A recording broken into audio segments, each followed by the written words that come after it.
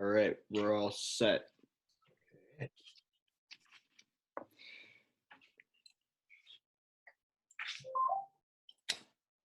All right, so if you want to start just talking about stuff we talked about last time. Okay. So you want me to just go through the story, and do you have questions you're just going to ask? Yep. As we go? We'll just let you talk. All right. Well, I was born in 1950.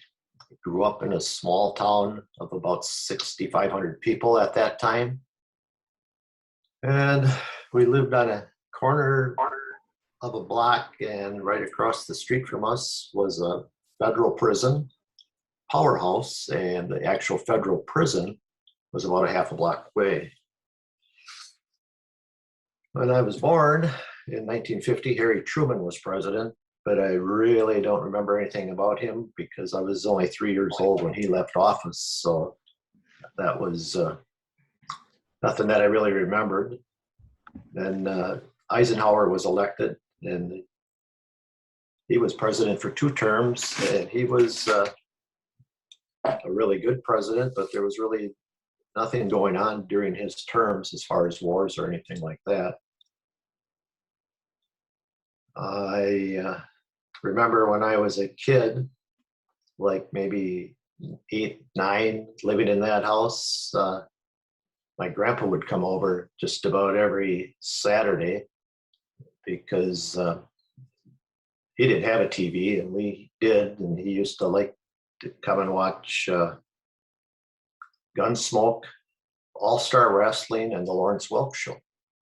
So he would come over for that, usually Saturday afternoon, and by the time All-Star Wrestling was done, we'd all get in the car, head to Beaver Dam, to the Beaver Dam Hotel for a family-style chicken. And I always remember on the way back, my grandpa lit up a cigar in the back of the car and smoked a cigar on the way home. So it's kind of a cool memory I have of him. But living across the street from the prison had a lot of different things going on. One Thanksgiving morning, we were getting stuff ready for the big Thanksgiving dinner, and through our backyard went a bunch of officers with dogs tracking a convict that had escaped that morning from a work detail.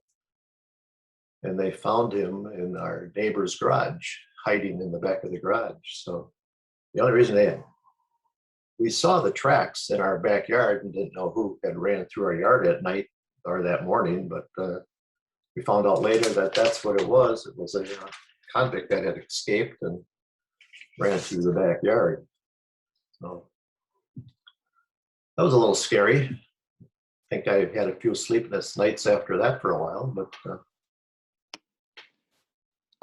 do you know what he was in jail for? I don't. We never heard or who it actually was, but it was a federal prison, so that wasn't. I mean, they had the worst of the worst criminals there from all over the states. So, and the surrounding states. So I'm guessing it wasn't anything good. I mean, it was more than robbing a gas station or something at that time. So, but no, we never did hear why he was in jail or how he escaped or anything like that. It was, I mean, nowadays, I'm sure with all the social media that we'd have heard it within minutes, but at that time, you had to wait for the 6 o'clock news, and that was about it. So when I was growing up, I worked on my uncle's farm for a little bit. And then when I was 15, I got a job in the summer baling hay for a local big farmer that had lots of acres. So that was when I was 15. When I was 16, I worked at a mink ranch, vaccinating baby mink. And that was a real smelly, stinky job. When I would get home from that job, my mother would make me change clothes in the garage because the clothes stunk so bad from the baby minks. So that was something. When I was 16, I was lucky enough, my dad was a foreman at a foundry, and I got a job working in the core room in the summer, which was a really hot area because they had these great big walk-in ovens where we used to have to bake the cores that they used in the molds. And they, during World War II, they made a lot of parts for tanks at that foundry. So that's, when I was there, we made mostly stuff for Speed Queen, but at that time, before that, it was all stuff for tanks for World War II. And after that, when I was 17, I got a job at a local auto parts store. So during that time in high school, I played Little League baseball, and I played baseball in junior high and my sophomore year, and freshman and sophomore year, and I played football in my freshman and sophomore year. I broke my shoulder the last game of the regular season of our B team of the sophomore year, and collarbone actually, and my mother told me that was it. I wasn't going to be playing any more football. She was scared to death of football anyway, but that really, at that time, didn't bother me because, well, looking back, now I wish I would have played more sports, but at the time, it was okay because I had that job at the auto parts store and I was starting to make some money, and between what I had saved up and what my mom and dad kicked towards my first car, I was able to buy my first car, which was a 1962 Chevy Impala Super Sport with a 327 and a 4-speed. And here's a shot of that. You guys can see that. It had cut out, and that, by the way, is the power plant of the prison, which was right across the street from us as well, in the background there. Very cool.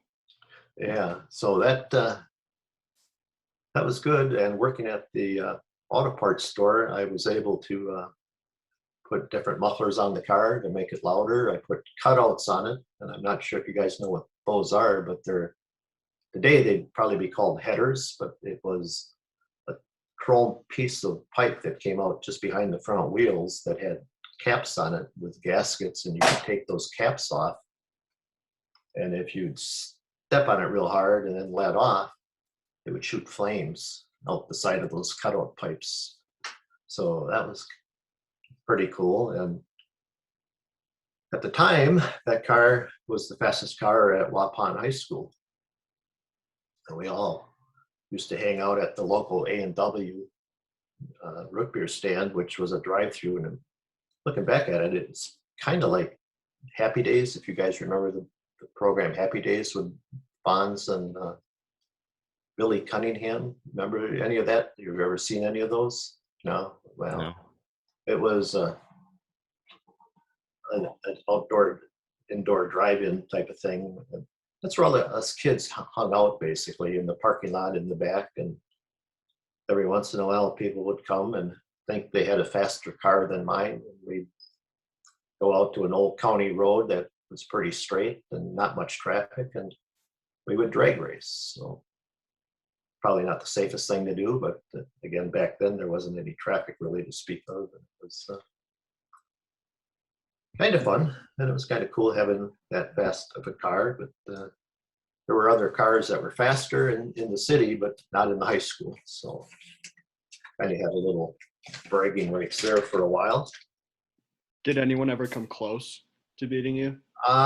Yeah, that was a 62. And by the time I graduated in 68, it was like 6 years old. And some of the kids at that time were getting the 66, 67 Chargers and the Plymouth Roadrunner, I think it was. And those had really big, and they had like 383s and 440s. So By that time, there was some real close ones, but Are there any cars that you remember seeing go through the auto body shop that were just memorable or really nice at the time? uh, Or like, I, I had a really nice one that I had built up, but it was a '69 El Camino. I don't know if you can see that. It's all black. It had big tires on it. And I don't know if you can tell on the sides, but that car was flawless. There's no wrinkles or anything in that black paint. It was just a real sweet car. We very sleek. Yeah. we had a lot of at that time. A lot of the guys had older cars that were like in the 50s.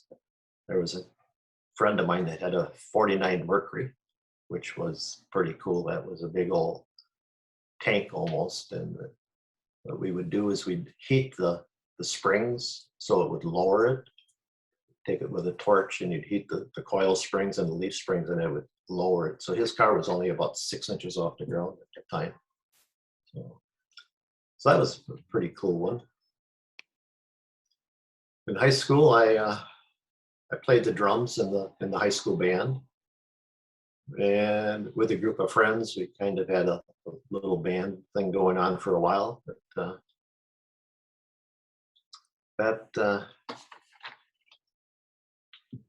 that came back to haunt me, as you'll find out a little later. But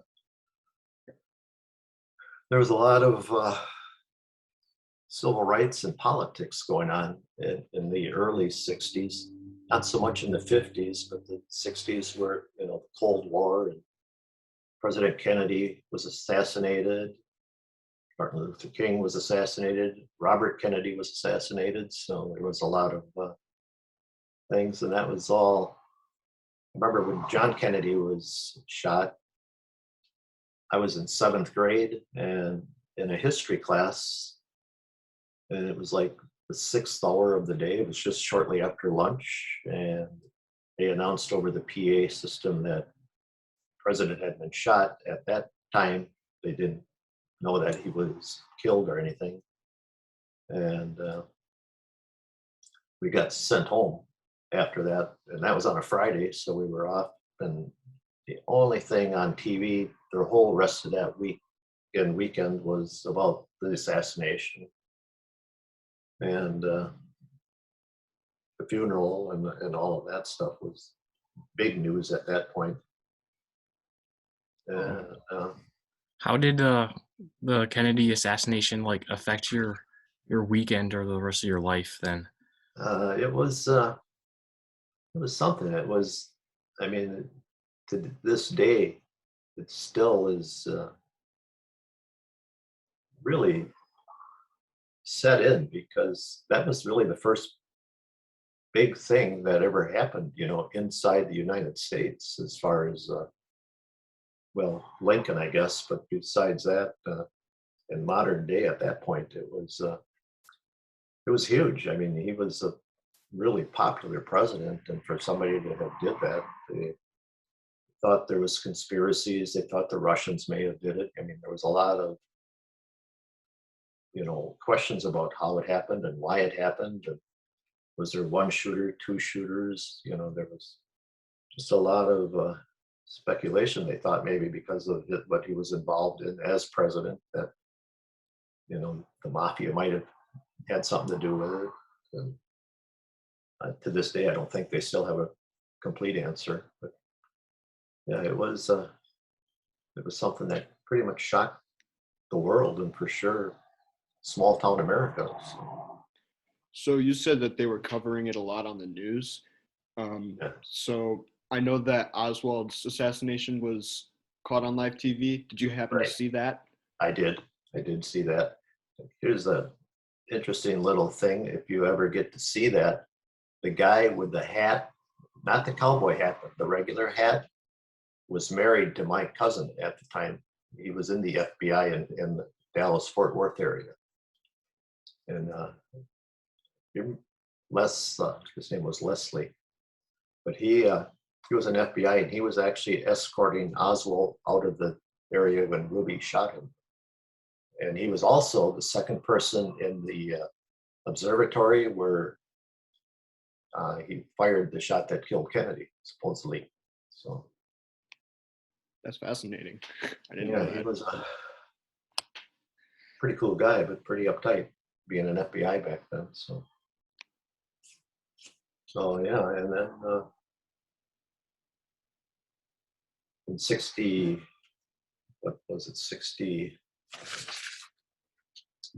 I had it down here someplace, what year that, I think it was 64, when Martin Luther King was killed in his driveway. That was big news. He was, a threat to society at that time, people thought. But and then, that was in 68, actually, when he was April 68. And then 2 months later in June, then Robert Kennedy got shot when he was campaigning to be president coming up. So it was a pretty sad time in America at that point with all that going on. So Were you a big civil rights activist before MLK and like after his assassination, or no? you know, after somewhat being coming from a small town like that, we were exposed to different races and hardly of any kind. I really never encountered that till I was in the service. Coming from a small town and not, wasn't prejudiced about anything, and I didn't see what the big deal was. What color your skin was, or your religious beliefs, or whatever. It never really entered my mind coming from such a small area, and it was. It sure made us aware of it, but again, we'd have the coverage that they have now, where they're live at a war. Even you didn't hear about stuff back then like you hear now. It just took forever. And if it was on your local news at 6 o'clock or whatever, that's when you caught it, or the evening news that was national. But other than that, unless it happened real close by, you really didn't know what was going on. Like, I never knew about the marches till well after they were done, unlike Selma and stuff. That was just not a thing that I was aware of. So maybe if we lived in a bigger city at that point, there would have been more exposure to it. But we just didn't know about it. And it wasn't, anything in history books at that point yet either. So if you weren't right there living it, you really didn't know what was going on. Oh, like I said, when I joined the Army, that was the first exposure I've had. But I had friends that were of all races and colors and whatever, so it never really bothered me, with that. So, I graduated from high school in 68. Started at Fond du Lac Technical School in the fall of 68. Got an associate's degree there in 1970. So kind of by then, the Vietnam War was kind of going downhill a little bit. They weren't really, they were still fighting, but they weren't really sending as many troops. They were trying to cut back already at that point. So at that point, I joined the Army Reserves. They still had the draft going up to that, but they had changed it to a lottery system where your birth date was thrown into a drum, and then they drew birth dates out, and 1 through 365, depending upon where you ended up. My number was 187. They actually drafted up until 185 that year. So I didn't get caught in the draft, but I did join, and I went to Fort Leonard Wood, Missouri for basic training in the fall of 1970. And at that time, I got this award. I don't know if I showed you guys that or not. This is a national, what's that? National Defense Award, and it was given to, let's see here.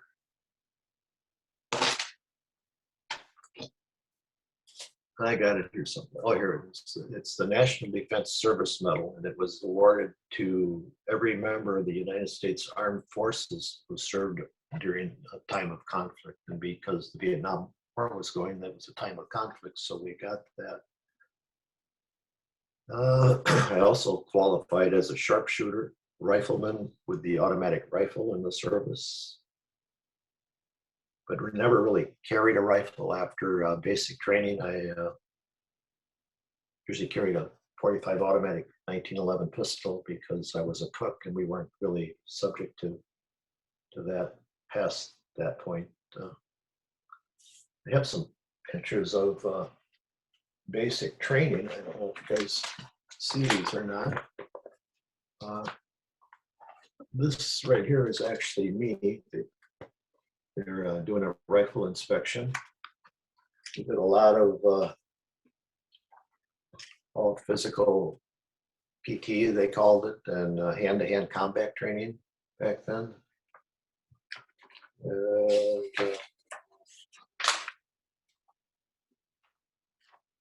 More of a firing range and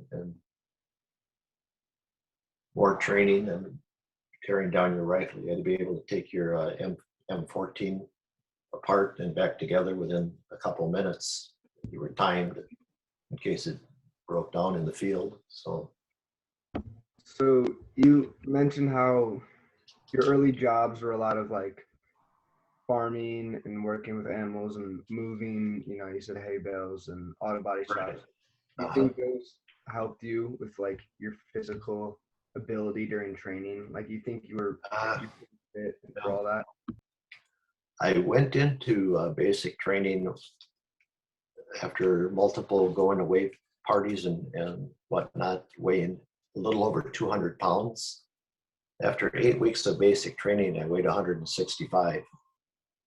So I was, like I said, I played football and stuff in high school, and I thought I was in pretty good shape then, but man, I was nothing compared to how you were when you came out of basic training. It was a whole different thing. So,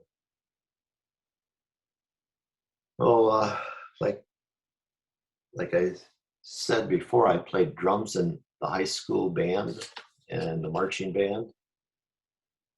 So in basic training, we almost always ran wherever we were going, or marched, or did double time march, or whatever you want to call it. And we had a drill instructor that asked the battalion if anybody played the drums, because he wanted to march with drum music.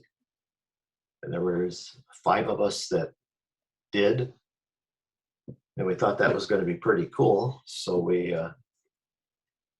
got the afternoon off from training, went to supply, they gave us drums, and we came up with a cadence for to march with, thinking that when we were going to the rifle range, which is usually about 2-3 miles away, we wouldn't have to carry our gear, which was about 50 pounds, including our rifle, our backpack, and everything else. We would just have our drums. And we were wrong. We still had to carry our backpacks, and we still had to carry our rifles and still play the drums until they started double timing, and then we just carried the drum and everything else plus. So sometimes wish I wouldn't have volunteered for that little assignment, but that's what I did. So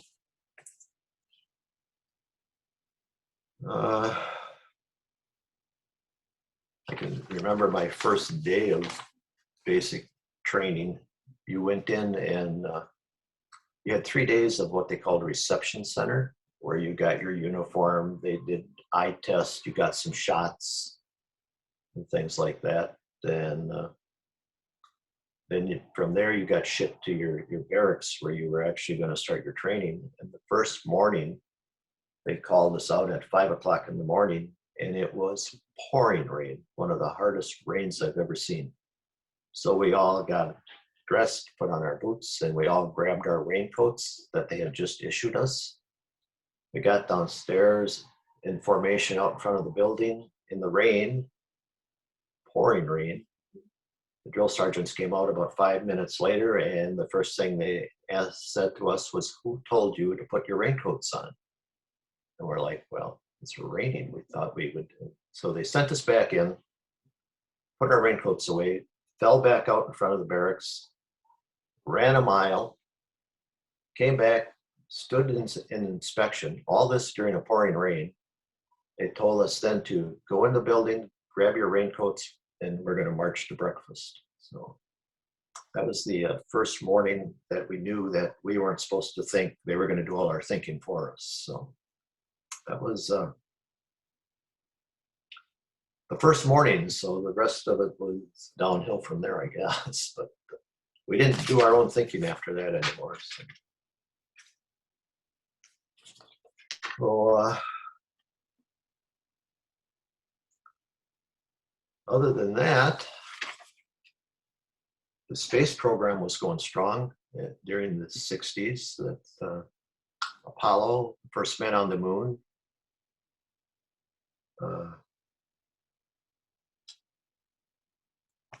That was exciting. That was on TV. They showed that a lot. Otherwise, that is, about all I remember of it. We had great music back then. We had the Beatles, Elvis, the Rolling Stones. There was Woodstock. I don't remember really anything about that till after it happened, but that was a big, pretty much a last big protest of the Vietnam War. So I don't know, you guys got any other questions or? Yeah, so last time at our pre-interview, you told us a couple stories from the Army Reserves. One about how someone had committed suicide in the bathroom, kind of like in the Full Metal Jacket movie. Right. And then you also told us about that grenade thing. Oh, okay. Yeah, we had the guy in the barracks next to us. We were supposed to fall out, and because there was a situation over there, they told us to stay in our rooms. There was a guy, and every time you went to the rifle range with the qualifier to just practice shoot or whatever, they always assigned you a certain amount of bullets, and you had to police up your empties and show that you didn't have anything left. And when you turned your gun in at night, then it got it the next morning, they always inspected it. Well, somehow the guy in the barracks next to us managed to get a live round, and he actually committed suicide in the bathroom. So we didn't go out to training that day until after lunch, but there was a lot of people that kind of cracked and didn't handle the military life real well. The situation with the hand grenade was a similar situation where the guy was just a nervous wreck, and you would go in front of this bunker, which was about a 3-foot high cement wall, and there was a target that you would take a live grenade, pull the pin, and throw it at the target to see how, if you could hit it or come close enough to it that a grenade would do some damage. So this guy was all flustered, probably shouldn't have been in the military in the first place, and he pulled the pin, and when he went back to throw it, it went out of his hand and rolled up to the cement bunker. The drill sergeant, who was inside the bunker with everybody that was throwing, saw it, grabbed the guy by the shirt and the belt and threw him over the bunker, jumped over the bunker himself, and as he was mostly over the bunker, the grenade went off and it blew his boot off, as part of his heel. And yeah, I'm guessing it probably ended his military career, but I'm not sure. But I don't know what he would have did after that point. But so yeah, not everybody that got drafted. I think, I don't know if I told you this, but when I went in for my physical to be accepted into the Army Reserves, that was actually in Milwaukee. And there was a guy in front of me that had polio, and his lower right leg, there was just no muscle or anything on it because of polio. It was just, just basically a bone. And that was his second time going through. And that time he finally got deferred and he didn't have to go into the military, but they were taking just about everybody at that point. And, so some people that were real mentally stable got drawn in, and that was probably two good examples of that, the guy with the grenade and the guy that just couldn't handle the pressure of the drill sergeants or whatever, committed suicides. So Did you do anything to prevent yourself from like getting drafted or anything like that? no, not really. I went to that Fond du Lac Technical Institute, and that was a 2-year program for an associate degree. So as long as you were in school, you were not classified. I think I was 4F at that point, which is a deferment because of school. And the only other ones I think were if you were married and had a child, or were working in some sort of like where my dad worked in that foundry. All those guys were deferred because they were making, parts for the military. So that they were, like today, they'd be considered an essential job. But no, I didn't. Like I said, my number was 187, and I knew they were close to me, but they got to 185. But by that time, I had already enlisted in the Army Reserves. So, but no, none of my friends from high school did anything to not go. I mean, nobody protested. It was small town America. I think everybody kind of felt it was their duty. So yeah, everybody, nobody I knew. I know people went to Canada and different places to avoid the draft, but nobody that I knew or from our area did anything like that. What about the war protests and stuff, and like the stuff going on at Madison University and the Kent State massacre? Did any of that catch on in Waupun? No, not really. I mean, it was all, we saw it, we knew what was going on. The Kent State thing wasn't a big deal because people were killed again there. But no, I mean, back then, news people didn't really promote news like that like they do now. Like if there's a shooting now, that's all you hear about for a week and a half. But back then it was like, if you didn't catch it on that night's news or the next night's news, you probably wouldn't have ever heard about it because it was just not out there. We didn't have computers, we didn't have cell phones, everything was, you basically only saw or heard what they wanted you to at that time. And at that point, they really didn't want to make a big deal of things like that because they didn't want that to be what people perceived the trouble about the wars and stuff. So we really didn't, unless you were there or close to it or knew somebody, you really didn't get in. It didn't affect you a whole lot. What about music? You said there was a lot of music, big music musicians and stuff. What was your favorite, and did you go to any concerts or anything like that? No, not. I mean, I always liked the Rolling Stones. The Beach Boys were big back then. Elvis, I was never a big Elvis fan, but the Creedence Clearwater Revival, I liked those. Jimi Hendrix was big back then, but I don't really remember at that point any concerts close enough to us that we would have went to.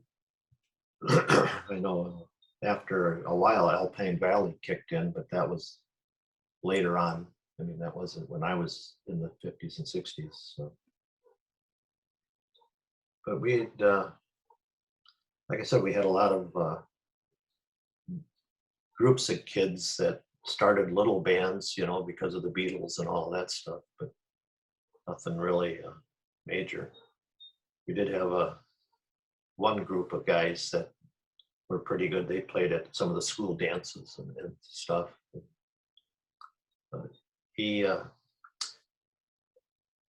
John, one of the guy's brothers, was in my grade. The other ones were all a couple of years older than us that were in the band, but John was kind of like their setup guy, and he was a good friend of mine.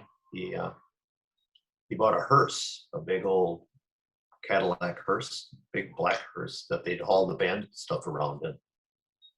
And one Sunday afternoon, we all met up at the A&W, and I had my Impala, and there was a few other guys. A couple guys had Volkswagen Beetles and whatnot, but John had put a sparrow in the back of the hearse, the dead sparrow, and we all paraded up and down Main Street with our lights on like it was a funeral procession. And one of the local police officers pulled us over and wanted to know what we were doing. And John got out of the hearse and he said, well, we're having a funeral. The guy, the cop knew everybody because it was a small town. And he said, well, let's see what you got. So John opened the back of the hearse, and there was this little bitty sparrow laying with his feet up in the air in the back of the hearse. So we all got told to break it up and go on home. So, but that, that was one of the nice things about growing up in small town America, because my mom and dad knew everybody on the police force, and so did we. I mean, they all went to our schools, our churches. We knew their kids. This is the. I had a bike that I put a lawnmower motor on, and with a hand clutch and a big old pulley on the back tire that would scoot me around. And I was probably 13 or 14, and I was driving around the big prison block, and I saw this policeman coming up beside me. So I quick turned off the street, got on the sidewalk, and went through 3 backyards to get home. By the time I got home, the cop's name was Benny Lumens. He was already at my house talking to my mom and dad on the front porch. So I thought I got away with it, but he beat me home. And but back then that was all innocent fun. Yeah. I don't know if you mentioned, but were you an only child, or did you have siblings? No, I have an older brother. He was 5 years older than I was, so I was the little pain in the rear that tagged along behind him most of the time. If he go to the high school or the grade school that was close to us to shoot baskets, I'd go along. But 5 years back then that's a big difference. So now we get along great, but back then not so much. I think he got pretty sick of taking me around. We really didn't, Waupun didn't have a movie theater or anything at the time. So we, until we were old enough to drive or whatever, we had to either go to Beaver Dam or Fond du Lac. So but it was a good time to grow up. It was a good time to be a kid. A lot happened. A lot of stuff changed the the way things were going at that point.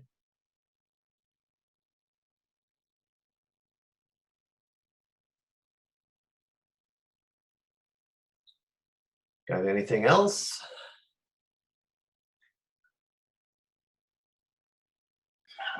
In the pre-interview, you mentioned that you had a cook occupation. Um, you want to like elaborate on that more? Oh yeah, well, I was a cook in the Army. So what we I started out in a training unit where we were cooking for almost 1,000 people every meal. And what you would do is you would either come in at noon and help serve the noon meal, and then you would be on for that night's meal and the next morning's breakfast. And then the next crew would come in, and then you would have off like a day and a half.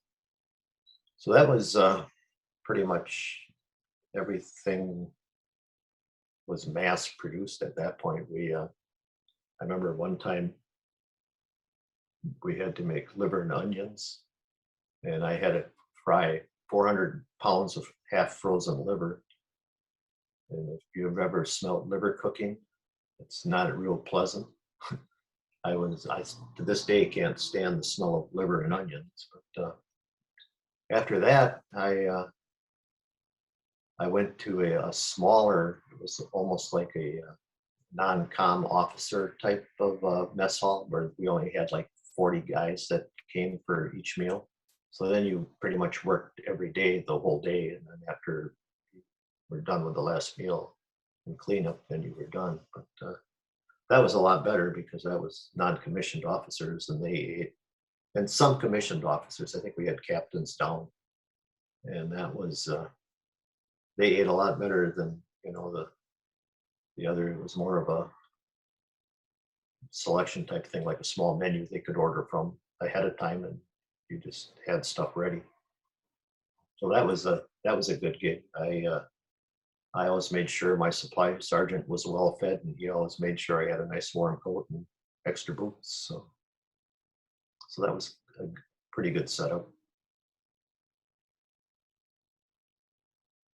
So, growing up in high school and grade school, and then thinking of the style back then compared to the style, say, in the 80s, 90s, and then more current, how have you kind of seen that change? Like, did you ever look back and think, oh, why was that ever a trend, or how did that come about? You know? Yeah. But it's funny because it seems like that's all cycles, like the bell-bottom pants and the jeans with the rolled up cuffs, and you know, we thinking back, I had some pants that I don't know why anybody would ever let me wear because they were pretty loud and outrageous. But at the time, I guess everybody was kind of disco was coming in and out of there, the paisley shirts and all that stuff. I think some of that stuff just keeps like cycling every so many years. If you would have kept some of that stuff, you could probably wear it again today. So, but yeah, it was. I was never real trendy, I guess. I had. I guess in high school, I had started growing my hair a little longer, maybe like yours is now. But before that, as a kid, I remember having a buzz cut for a lot of years. Just 'cause that's what you did. You went to get a haircut a lot, like every couple weeks, and that's just the way it was, I guess, back then. But as far as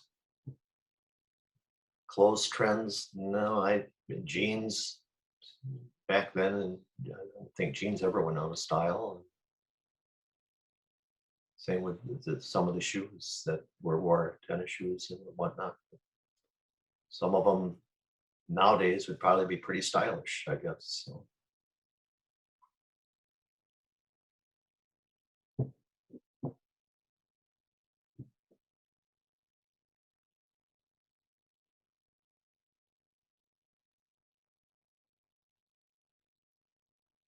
Do you remember anything about Lyndon B. Johnson being president? Did you keep up with that kind of stuff back then?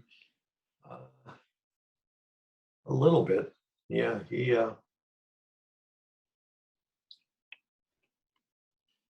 they, I thought he was an okay president. He was,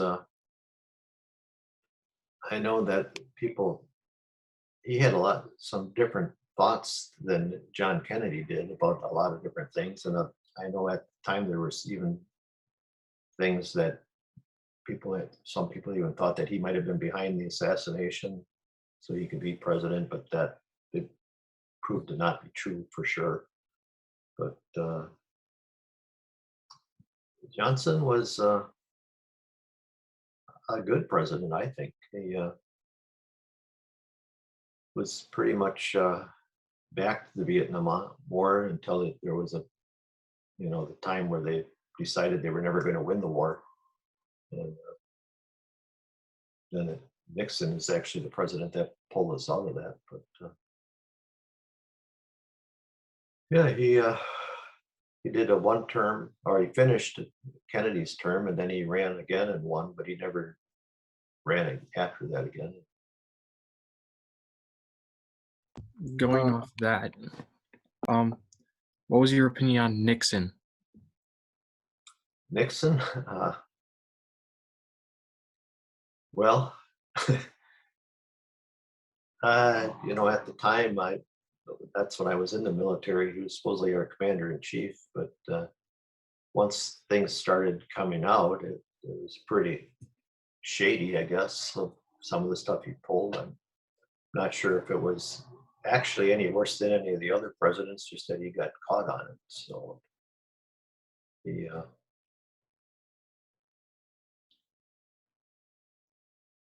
but he resigned or was impeached, I guess, and that was kind of a shock, I think, to the nation as well, that stuff was going on. Although I think a lot of people maybe thought it might be happening in government, but they just didn't want to admit it. But that became real public, and it's kind of a black eye for the United States as far as the rest of the world went.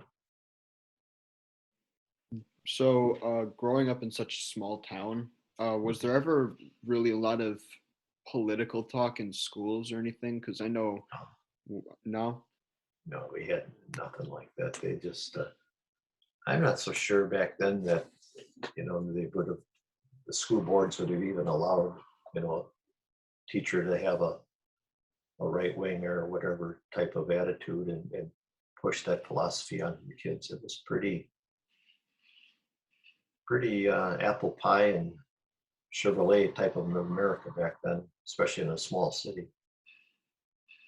To kind of build off that, I was going to ask, like, that time seemed like such a era of high American zeal and pride. Yeah. And I was wondering, how did you see that through every, day-to-day life? Well, people just, especially there, they took pride in just about everything they had. Their yards, their house, their cars. If somebody was in the military and wore their, military, they got uniform, they got a lot of respect at first, but then the ones coming back from Vietnam, that kind of changed. They were kind of looked down on because they were supposedly in a war that we didn't belong in.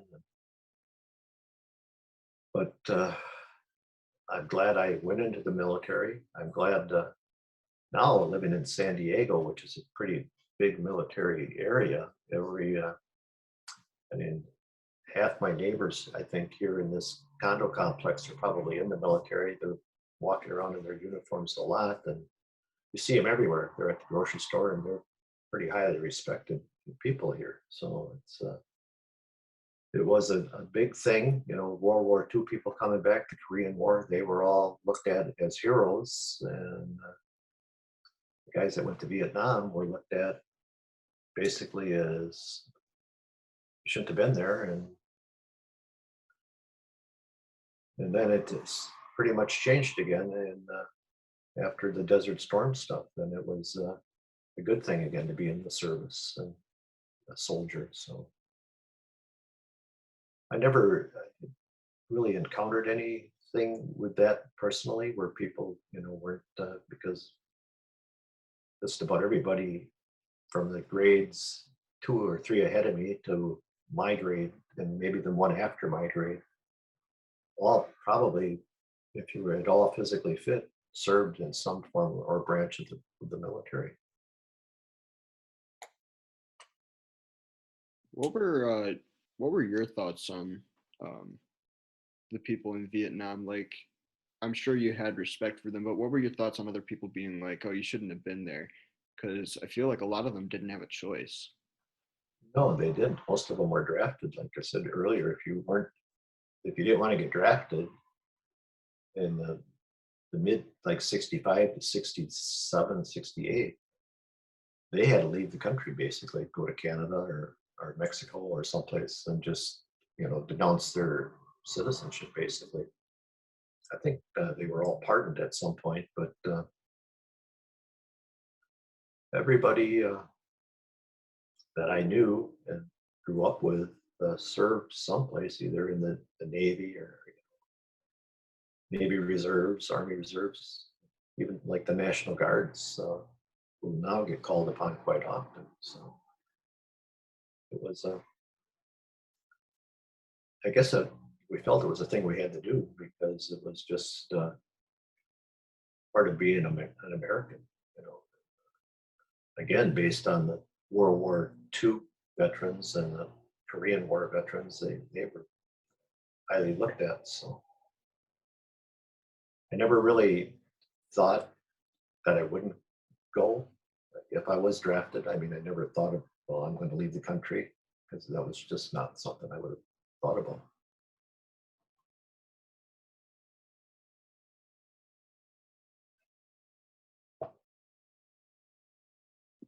All right. Well, I'm all out of questions. Do you guys have any?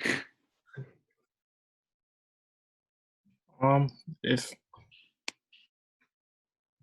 you the pride that coming home, it affected like the nation, of course, but like personally, how did it affect you? Coming home from, Vietnam? I never went to Or Vietnam. like I was stationed in Fort Leonard Wood the whole time as a cook there. So, but like how did the soldiers coming home affect you then? well, like I said, I had some friends that went, and I didn't personally know anybody that didn't come back from the war. So, we were all pretty disappointed in the way of, the rest of America and basically people our own age were reacting, and the lack of respect. I think everybody thought they'd be treated like, the World War II veterans with a lot of respect and, congratulations, thank you, and all that. And we never got that. It was just, oh, you were in the service at that time. Yeah, well, good for you, basically. But like I said, and as soon as, what was it, 91, when Desert Storm was the first, then that all changed. And it was, a good thing again. Excuse me. So, yeah, I mean, it's kind of a sad time to be a military person. So,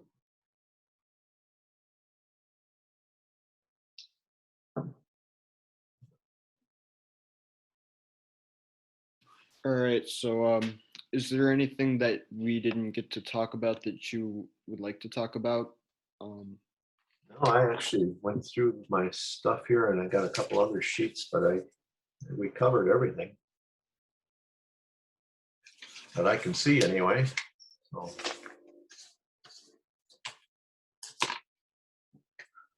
I think we covered everything. All right. Okay.